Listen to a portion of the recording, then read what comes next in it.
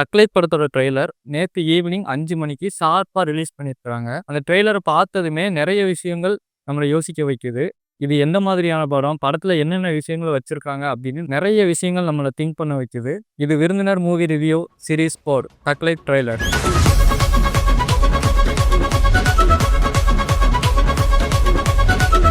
இந்த படத்த பார்க்குறப்ப நாயகன் படத்தோட பார்ட் 2வா தக்லைஃப் இருக்குமோ? அப்படின்னு சொல்லி லைட்டா யோசிக்க தோணுது. ஏன்னா நாயகன் படத்துலயும் கமல்ஹாசனோட பேரு சக்திவேல் நாயக்கர்.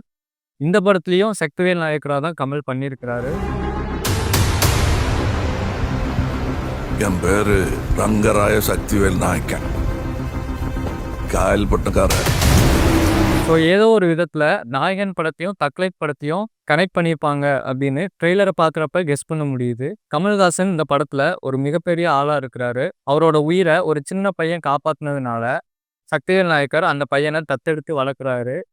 அந்த சின்ன பையனுக்கும் சக்திவேல் நாயக்கருக்கும் இடையில நடக்கிற விஷயங்களை தான் மேஜரா இந்த படம் பேசியிருக்கோம் அப்படின்னு சொல்லி ட்ரெய்லரை பார்க்குறப்ப லைட்டா கெஸ் பண்ண முடியுது. நீ என் உயிரை காப்பாத்துறவன், எமங்கிட்ட இருந்து என்ன மீட்டு எடுத்துவன்.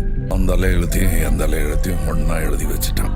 இனிமே நீ நானும் ஒண்ணு, கடைசி வரைக்கும். சிம்புவையும் கமலையும் கொஞ்சம் கூட மாஸ் குறையாம ஈக்குவலா வச்சு சம்பவம் பண்ணியிருக்கிறாரு மணிரத்னம்.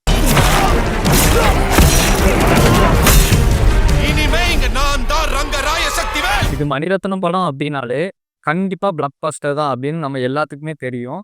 அப்படி இருக்கிறப்ப ஒரு படி மேல போயிட்டு கரண்ட் ட்ரெண்டுக்கு ஏத்த மாதிரி நிறைய விஷயங்களை இந்த படத்துல வச்சு செஞ்சிருக்காரு மணிரத்னம். சிம்பு, த்ரிஷா, அசோக் செல்வன், அபிராமி, அது மட்டும் இல்லாம நம்மளோட விண்டேஜ் கமல் அப்படின்னு ஒரு மிகப்பெரிய ஸ்டார் காஸ்டையே இந்த படத்துல மணிரத்னம் கொண்டு வந்திருக்காரு. தக்லைஃப் படத்துல கமல்ஹாசன் நிறைய லுக்ல வராரு.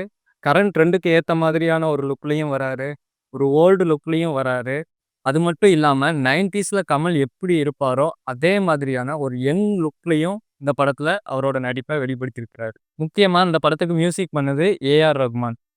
ட்ரெய்லர்ல பார்க்குறப்ப சின்ன சின்ன விஷயங்கள் கூட அந்த மியூசிக்கோட சேர்த்து கேட்குறப்ப ஒரு கூஸ்பம் மூமெண்ட்ஸா நம்மளுக்கு இருக்குது.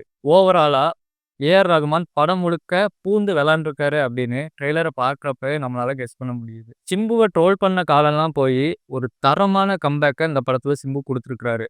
அவரோட லுக்கா இருக்கட்டும், அவரோட ஆக்டிங்கா இருக்கட்டும், எல்லாத்துலேயுமே ஒரு பிட்டு குறையாம ஒரு தரமான சம்பவத்தை சிம்பு தக்லைஃப் படத்துல பண்ணியிருக்கிறாரு அப்படின்னு ட்ரெய்லர்ல தெரியுது.